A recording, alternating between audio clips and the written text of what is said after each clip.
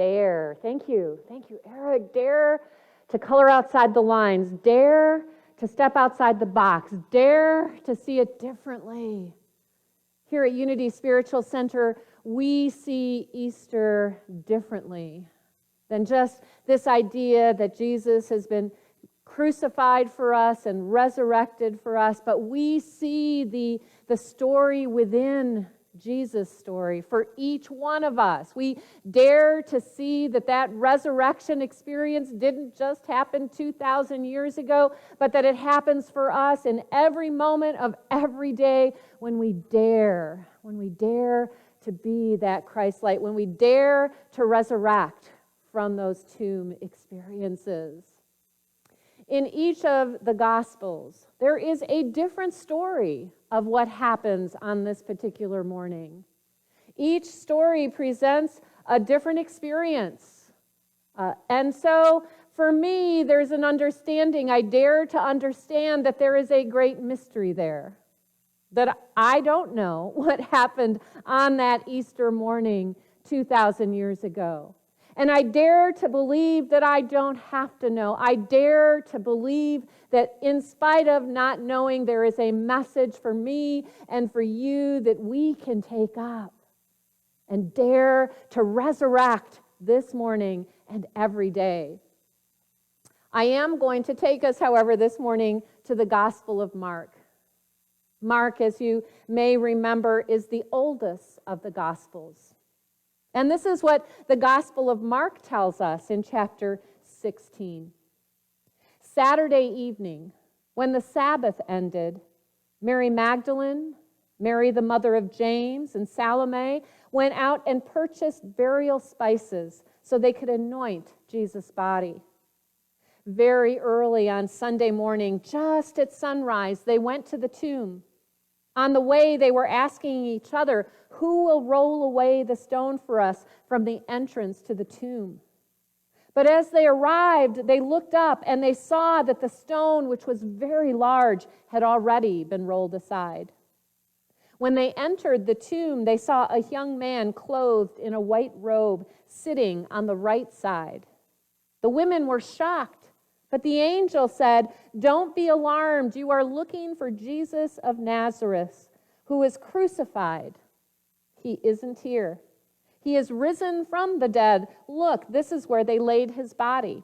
Now go and tell his disciples, including Peter, that Jesus is going ahead of you to Galilee.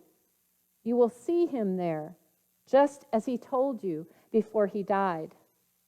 The women fled the tomb, trembling and bewildered, and they said nothing to anyone because they were too frightened. From the Gospel of Mark, chapter 16, verses 1 through 8, the story of Easter morning from Mark's perspective. You know that in Unity we take these passages from Scripture and dare to metaphysically interpret them to apply to our own life. And so I find it very interesting that it was the women that went to the tomb that morning, the women that dared not only to stand by Jesus through the entire crucifixion experience, but to be there first thing come that Easter morning. What do those women represent for you and for I? And of course, although we know that we each have both feminine and masculine qualities within us, we recognize those feminine qualities as being those that are intuitive, nurturing. As those women came to the tomb on that Easter morning with their spices to anoint Jesus, we can remember that as we center in those intuitive, nurturing places within us and anoint that Christ light that is within us, that Christ light will be what is resurrected within us. We have been in many tomb experiences. I know that I have throughout my life those experiences of feeling separate, feeling alone, feeling isolated. Of course, many of us have experienced that tomb experience over this past year. And yet within that tomb experience, we can also know that God is there, light is there, life is there. And when we anoint our Christ with that intuitive understanding and knowing, we will find the way to remove the obstacles that are in the way and be set free, just as that tombstone rolled away that morning. You will know the truth, and the truth will make you free, Susan reminded us today. Yes, friends, you shall know the truth, and the truth shall make you free, no matter what it is that you were walking through. And it is not a one-time experience, that resurrection. It is a moment-by-moment choice, so that every time we find ourselves in that tomb of death, destruction, error thinking, when we center in that intuitive knowing place of the Christ and allow ourselves to resurrect in that, we find our way to the other side and we find our way to life. And there are powerful examples of that in my life and in your life. Now, if we were gathering together this Easter morning, we would be resurrecting our living cross once more. But this is a different year yet again. And we can sit in the tomb of that and feel badly about that and hurt about that and angry about that and disappointed about that. Or we can ask ourselves the question, what would it look like to be a little different? What would it look like to think outside of the box? What would it look like to dare to color outside the lines? And so what I have to share with you this morning is a totally different living cross shared by community members here. And I know you will be inspired by their stories and by this video.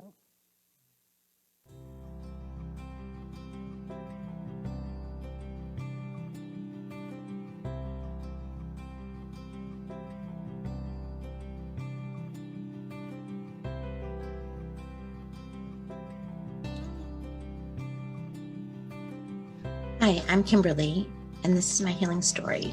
Through this Lenten season, I'm in a state of completion, of feeling empowered, encouraged, seeing through the eyes of love and light in all situations. Living in the unknown can be debilitating. My husband was sick. Work had slowed to a crawl. And health, individuals I love dearly were being challenged with or without the vaccine, with or without contracting coronavirus. What can I do? How do I stay balanced? How do I recognize if fear is what's guiding me?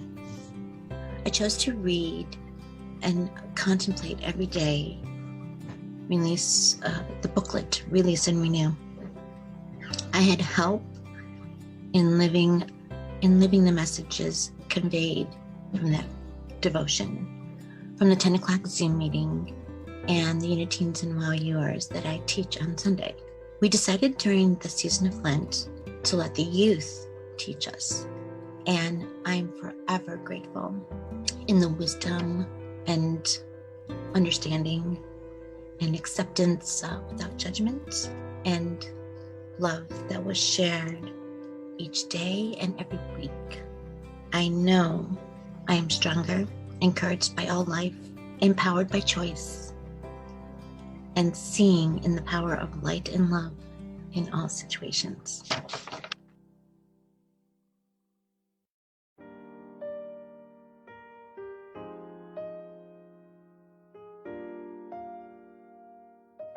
When I first returned to a Unity in 2015, I was delighted to find the community there.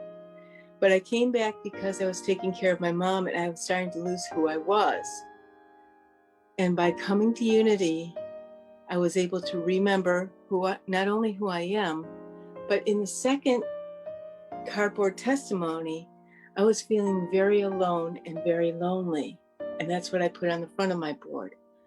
On the back, I struggled, and with the help of a few people, came up with, I am never alone, for we are all connected in spirit. And over the years, that's exactly what's happened. Now I never feel lonely or alone because I know God is everywhere present in everyone and everything around me. I cannot be lonely anymore, for I am an expression of God in a sea of expressions of God. And that's my healing story.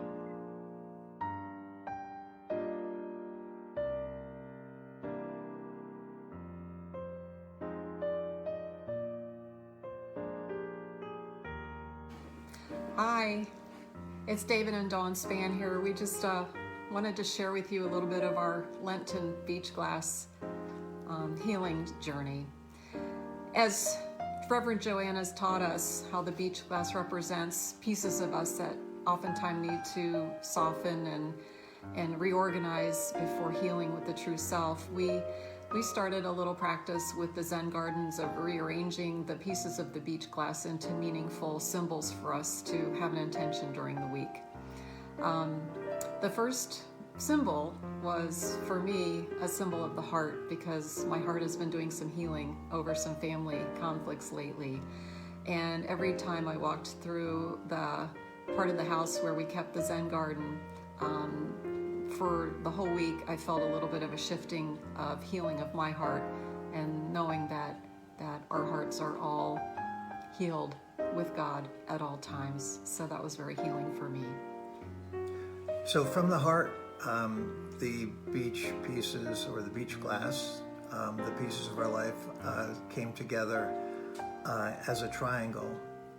And the triangle was very symbolic of our relationship with God. And as we focus on Him, because He's at the apex of the triangle, our imperfections dissolve because we're one with Him. And the closer we are to Him, the more intimate our marriage and our relationship becomes. And we actually included this on our wedding ring also as a symbol of our love for one another and our acceptance that in God all is well. And then in the next week, the pieces arrange themselves, excuse me, in the sign of infinity, for the infinite nature of God's love, and that if we seek that love and seek to remove the obstacles to that love and fully experience Him, that all is well. And then our final shape for this season was a circle that reminded me of the earth, oneness, all of us breathing life together, and all of us growing closer to God in unity. So thanks for sharing this Lenten beach glass journey with us. Blessings to you all. And to all you also. Bye-bye.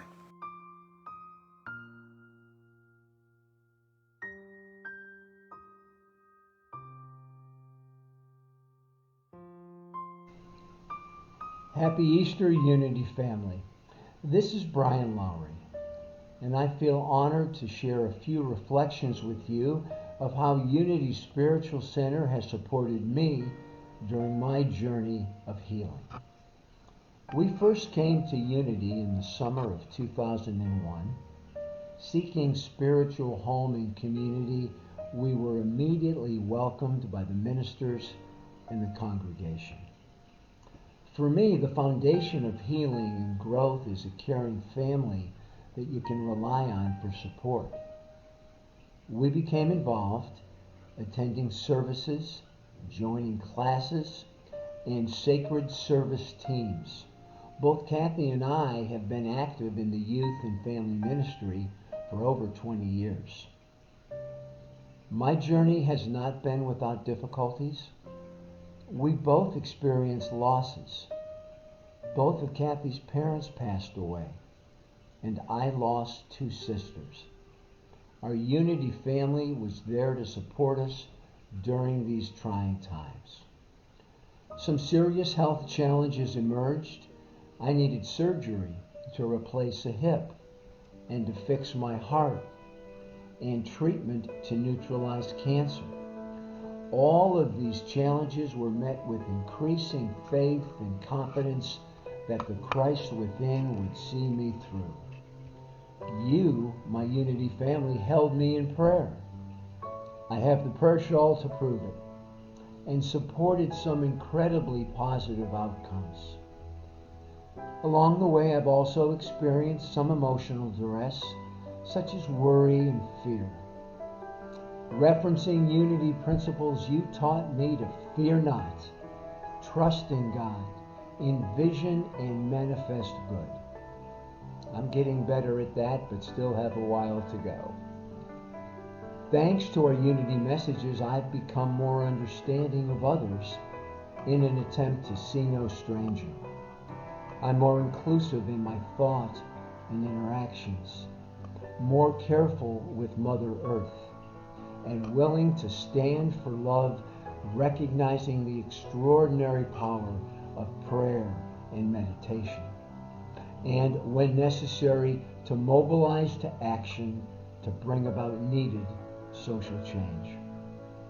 I'm so grateful to you for being there for me and for each other throughout this incredible journey.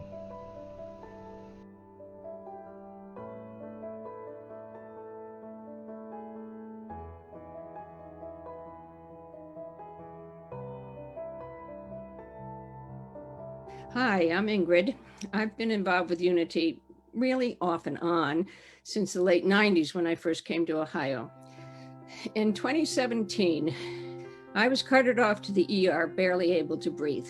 They did all kinds of tests. They discovered I had heart failure. I was stunned. Then they sent me home, and then I was put on medication, and in the middle of June, I'm in the hospital again, barely able to breathe, and it has gotten worse. After several consultations with different cardiologists and many intrusive tests, he discovered that the problem was the chest cold that I thought was a simple chest cold I had had earlier in 2017 went to my heart. The doctors didn't discover this until I was in full heart failure.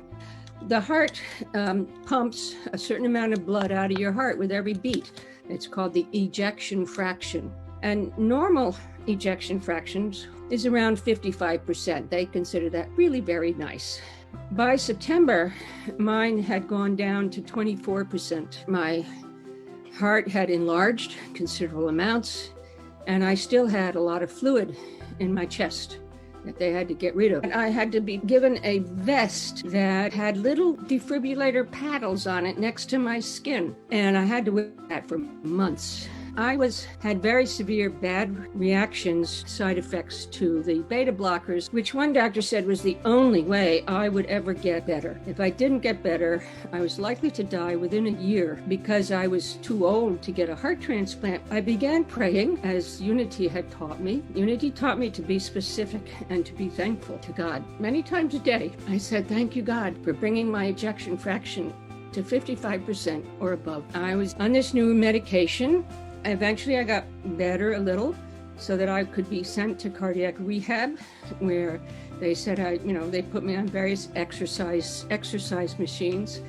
I used to be quite an athlete, so this did not feel like exercise to me. After a year, I went in again for my echocardiogram, and they discovered that not only had my heart shrunk back to normal size, but my ejection fraction was 56%. And after another year, my ejection fraction is now at 60%. And though I have to stay on medications for the rest of my life, I got to the point where I could enjoy playing my music again, which was my amateur music is my life after retirement, and I could find joy in my life again. And when I started out, I could not walk from my living room the short distance to my bathroom without getting short of breath. That is just so much better now. I attribute all of this to God, because after I started getting better, my cardiologist said he was really quite surprised. Not only had this happened without beta blockers, only 1/3 of the people who have this cause for heart failure, only 1/3 of them ever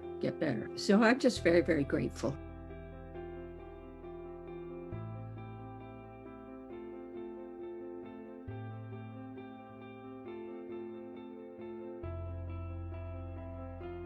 First, I want to start by saying that this is really totally out of my comfort zone to be doing this.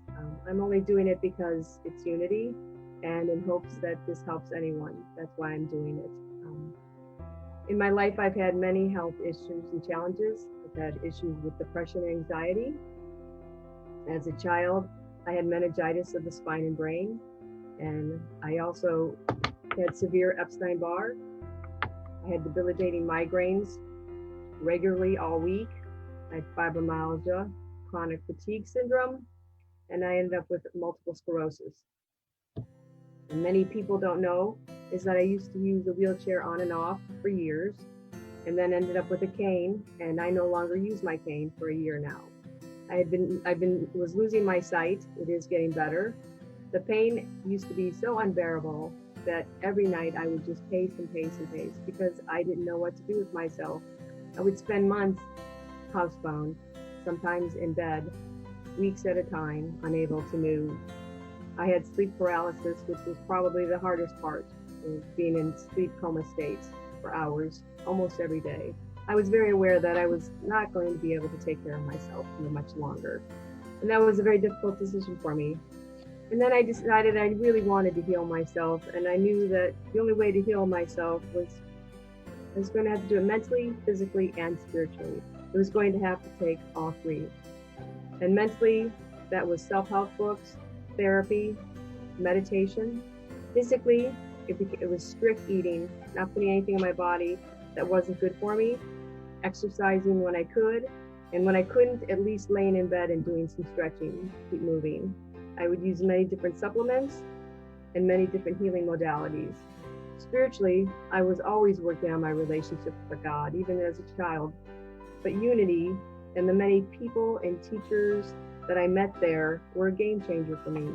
When I first came to USC, I was 15 years old, with my first landscaping job, working on the grounds.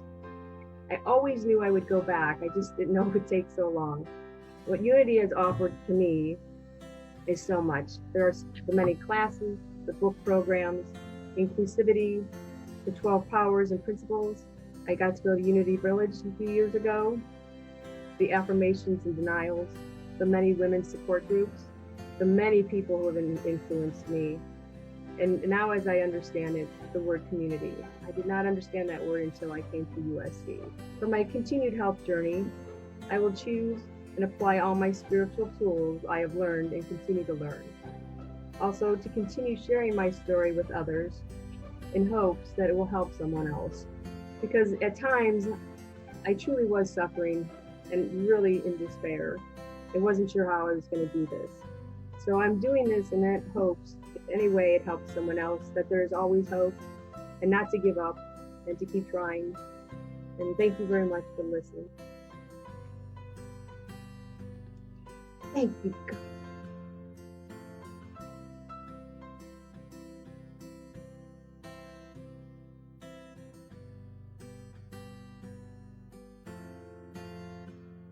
They say that time heals all wounds, but I don't think that's completely accurate.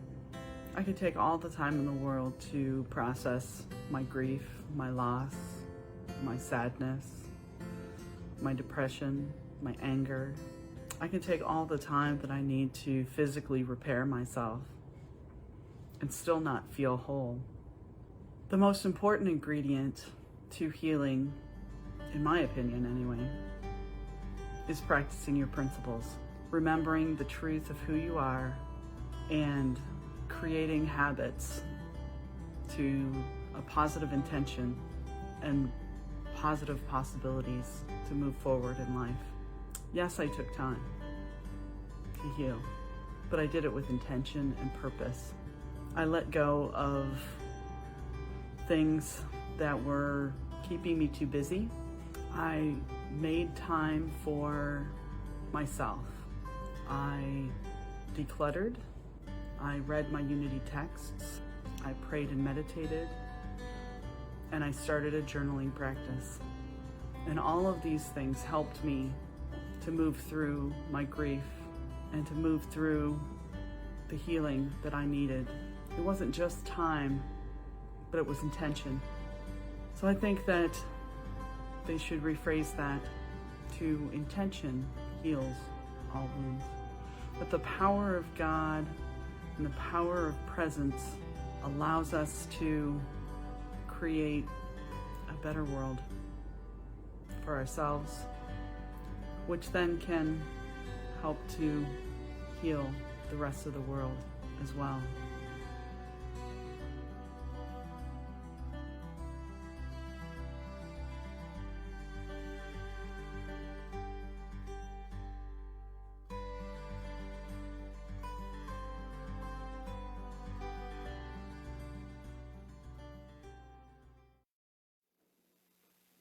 Thank you, friends, for daring to think outside the box with me, to share your healing stories, to see the resurrection, be the resurrection of what is possible for each one of us as we center within that Spirit of Christ and allow that truth to raise us up. Charles Fillmore tells us in his book, Atom Smashing Power of the Mind, the resurrection of the body has nothing to do with death, except that we may resurrect ourselves from every dead condition into which sense ignorance has plunged us. To be resurrected means to get out of the place you are in and to get into another place. Resurrection is a rising into new vigor, new prosperity, a resurrection to some higher state. It is absurd to suppose that it applies only to the resurrection of a dead body.